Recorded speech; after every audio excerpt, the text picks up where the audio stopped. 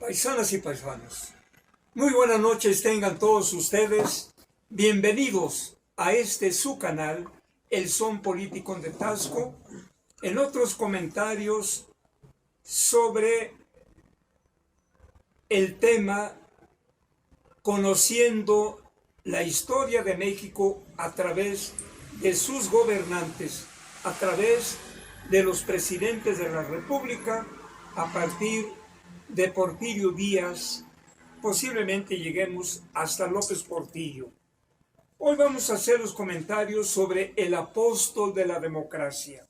Efectivamente, don Francisco I. Madero, que nació en Coahuila el 30 de octubre de 1873 y murió en la Ciudad de México el 22 de febrero de 1913. Más bien, lo asesinaron. Fue presidente constitucional de noviembre 6 de 1911 a febrero 19 de 1913. La revolución había triunfado. Sus hombres lo apoyaron. Podía gobernar como un caudillo victorioso. Tenía derecho de asumir el poder y acabar con sus enemigos. Su convicción democrática era más fuerte. Solo ocuparía la presidencia de la República si la nación le otorgaba esa responsabilidad mediante el voto. Respetuoso de la ley, Madero asumió el poder ejecutivo 5 meses después del triunfo de la revolución, tras salir victorioso en el proceso electoral. Su gobierno pretendía realizar un ejercicio de equidad política, delimitar a los poderes de la Unión, defender el federalismo, aplicar correctamente la justicia y fortalecer las instituciones. Uno de los pilares de su gobierno fue el respeto a las libertades públicas. Los obreros se beneficiaron con el reconocimiento restricto de sus derechos a la huelga e incluso lograron crear la Casa del Obrero Mundial para defender sus intereses. A los ojos de la sociedad mexicana, acostumbrada a servir al servilismo ante la dictadura, Madero parecía todo menos un presidente. No usaba escoltas, ni hacía ostentación, es decir, no era presumido, no era altanero de la investidura, no abusaba del poder, ni se mostraba autoritario. Era cariñoso con su esposa, practicaba el espiritismo, era un excelente conversador y mejor bailarín, un anticaudillo. De inquebrantable optimismo, no era un hombre hecho para gobernar. Su percepción de los grandes problemas nacionales era limitada. A su juicio, la terrible desigualdad social imperante en el país sería solucionada simple y llanamente con la instauración de la democracia. El respeto a la ley. Lo demás vendría por añadidura. No quiso ver que los respetos políticos del porfirismo intentaban acabar a toda costa con su gobierno. Los desaciertos políticos del nuevo gobernante propiciaron su caída. En los escasos 15 meses de gobierno, Madero enfrentó las rebeliones de Emiliano Zapata, Bernardo Reyes, Félix Díaz y Pascual Orozco. No quiso hacer uso de la autoridad con que legítimamente estaba investido y perdonó a Reyes, o sea, Bernardo Reyes y a Félix Díaz, sentenciados a muerte por un tribunal militar por el delito de sedición. es decir, la rebelión que después vamos a hablar de la decena trágica. En beneficio de la libertad de expresión, aceptó el ataque sistemático de la prensa chayotera de aquellos años, igual que la prensa de hoy, en contra del presidente López Obrador. Estos chayoteros no se acaban, siguen metidos, incrustados por ahí, ganando algunos millones y millones de pesos, que llegó al libertinaje al criticar hasta los detalles más íntimos de su persona y de su familia. ¿Recuerdan algo, paisanas y paisanos, de cómo atacan al presidente López Obrador? ¿Verdad que sí? Pues así era la prensa vendida de aquella época, al igual que los de ahora. La prensa vendida, no todos.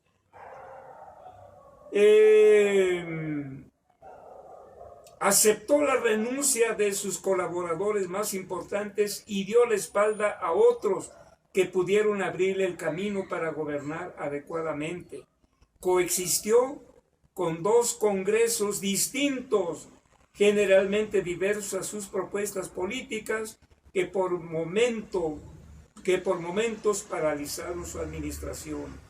Resistió la presión de los Estados Unidos, ejercida mediante el embajador, ese maldito traidor, Henry Lane Wilson, que detestaba a Madero porque su administración no recibió un solo centavo. También era convenenciero el infeliz, este embajador de Estados Unidos en México. La decena trágica, bueno, esto lo vamos a abordar después, pero voy a leer solamente. La decena trágica, febrero de 1913, fue el acto final del fallido ensayo democrático de Madero. Bueno, pues Madero en las elecciones de 1911 ganó estas elecciones con 19.997 votos. Antes Porfirio Díaz había ganado con 18.625.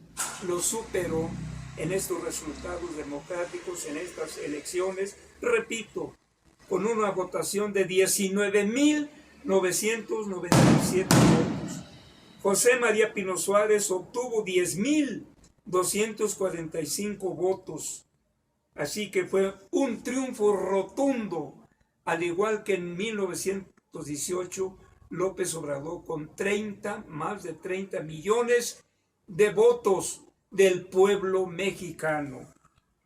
¿Cómo quedó conformado el gabinete de Francisco y Madero? Aquí empezó los males, que le traían los males a don Francisco y Madero.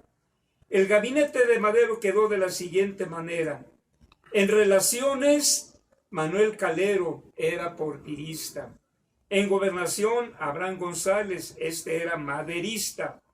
En Hacienda, Ernesto Madero, porfirista.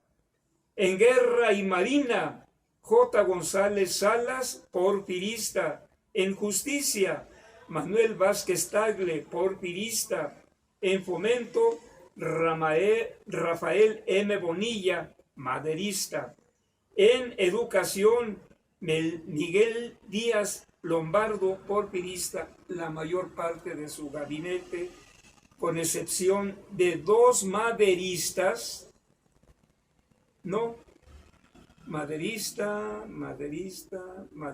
tres maderistas, el resto eran porfiristas. Dejó a los enemigos dentro de su gabinete y después nombró en seguridad al ejército del sanguinario de Victoriano Huerta. El apóstol de la democracia. Nació el 30 de octubre de 1873 en Parra de la Fuente, Coahuila, hijo primogénito de Francisco Madero y de Mercedes González, perteneciente a una de las familias porfiristas más poderosas de la región y del país. Sus primeras letras las recibió en casa Posteriormente estudió en los Estados Unidos y en Francia.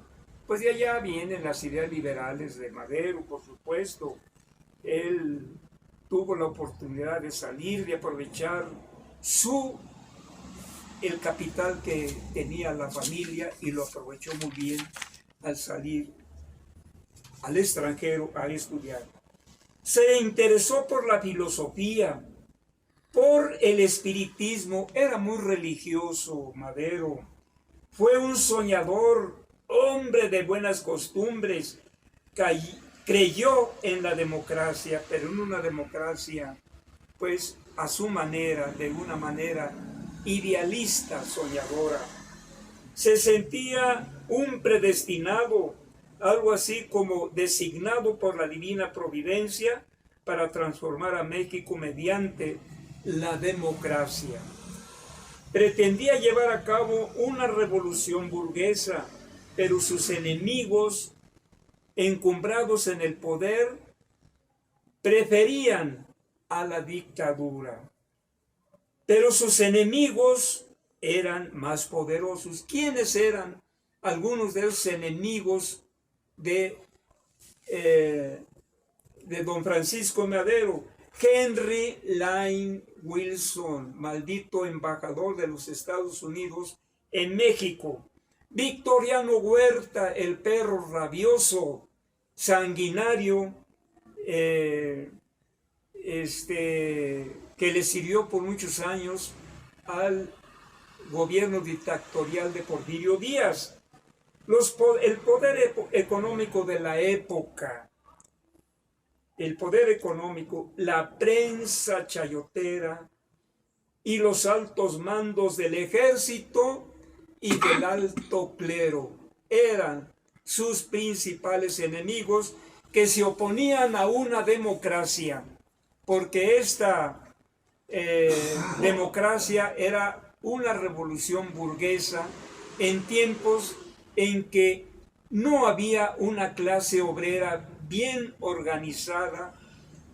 Apenas estaba levantando el capitalismo en México, y bueno, pues no había una burguesía fuerte que hubiera podido comprender el interés de don Francisco y Madero de instaurar una sociedad capitalista, una sociedad burguesa, y los grandes, los poderosos de la economía, los terratenientes, los grandes comerciantes, tanto extranjeros como mexicanos, preferían a la dictadura, porque la dictadura les dio todo el patio para que se recrearan robando, saqueando, implementando el pillaje, lo mismo que a la iglesia, que al ejército.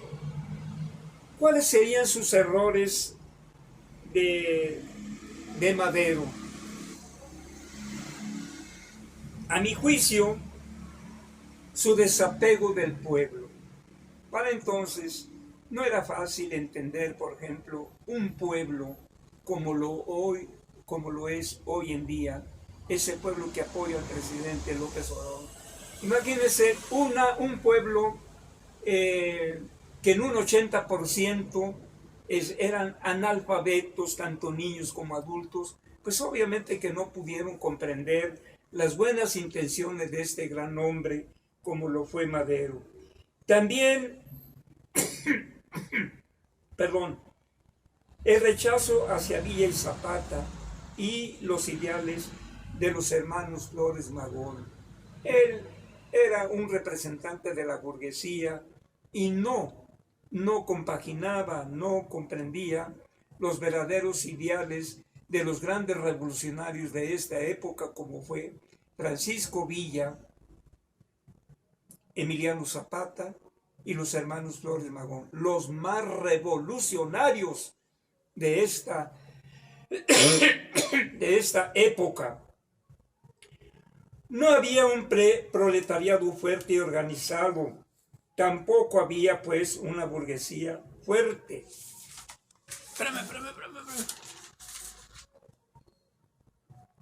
Repito que no había un proletariado fuerte y organizado, porque no había una burguesía plenamente identificada como clase burguesa, ni el proletariado tenía conciencia de ser una clase social explotada.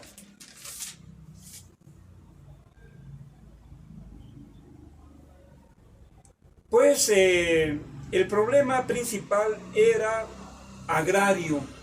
La lucha de la Revolución Mexicana, los zapatistas y los villistas peleaban principalmente por la tierra. Era un problema agrario. La tierra acaparada en unos cuantos, desde Porfirio Díaz tenían enormes extensiones de millones de hectáreas, como lo era Ramón Corral y como lo fue Bernardo Reyes y entre otros.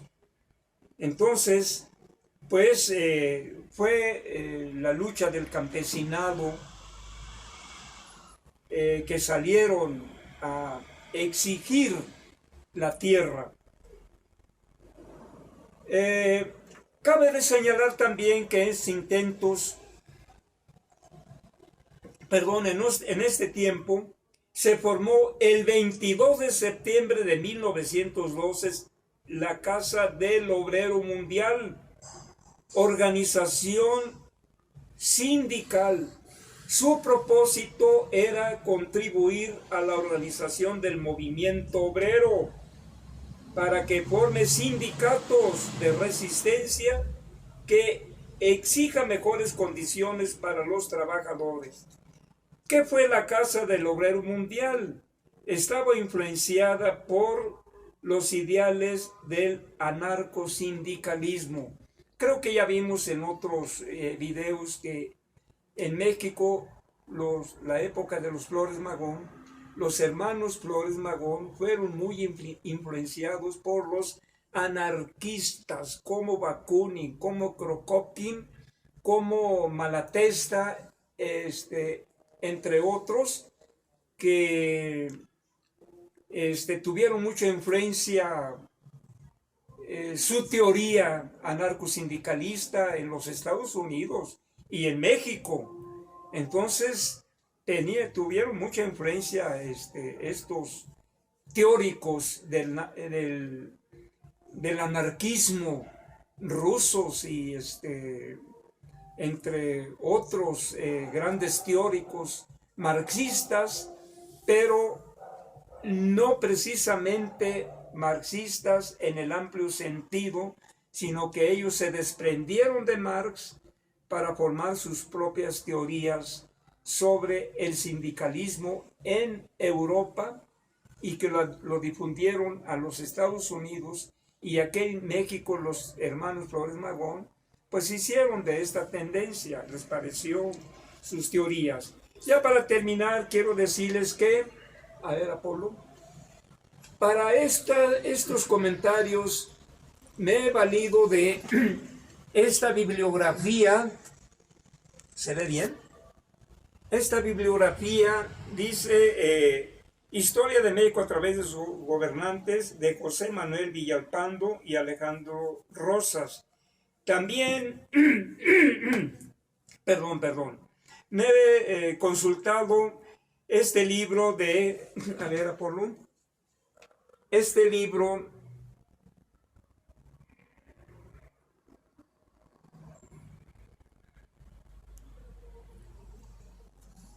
titulado La ideología de la Revolución Mexicana, la formación del nuevo régimen. El autor es Arnaldo Córdoba. Es un libro magnífico de la ideología de la Revolución Mexicana. También me he valido de este libro que un servidor escribió.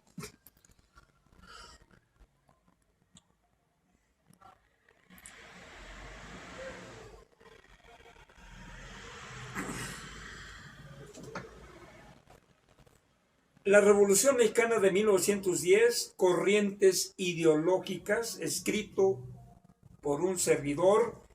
Y bueno, entre otros libros, porque tengo mucho material sobre la Revolución Mexicana, sobre la dictadura.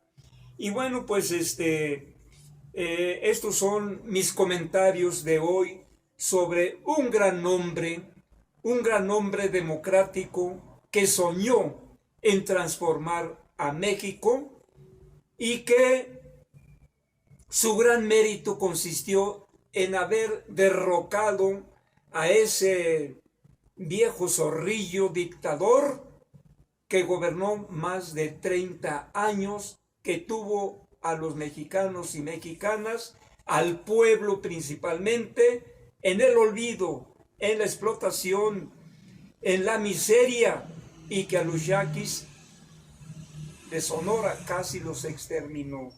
Ese fue el gran mérito de Madero. Duró poco, desgraciadamente, porque los poderes fácticos, el día que asesinaron a Madero, en la decena trágica, la oligarquía mexicana estaba festejando ese mismo día de su asesinato, vil y sanguinario asesinato, estaba festejando en un lujoso restaurante ahí en la Ciudad de México. Entonces, con esto estamos viendo que la historia de la derecha son los mismos que vienen desde la época de la colonia, se vienen reproduciendo esa derecha, esa ultraderecha, y la izquierda por su lado también. Esos ideales de libertad, de igualdad, también se han venido regenerando a través de la historia hasta llegar a lo que hoy conocemos como la Cuarta Transformación, como el humanismo mexicano implementado por este gran hombre que gobierna democráticamente a las mexicanas y a los mexicanos. Paisanas y paisanos, estos son los comentarios de hoy. Nos veremos próximamente con el presidente que sigue y vamos a seguir analizando la historia de México a través de sus gobernantes. Muy buenas noches tengan todos ustedes. Un servidor, profesor Agustín Alaniz Arciniega, y en los controles técnicos me apoya mi hijo Apolo Iván. Muchas gracias y buenas noches.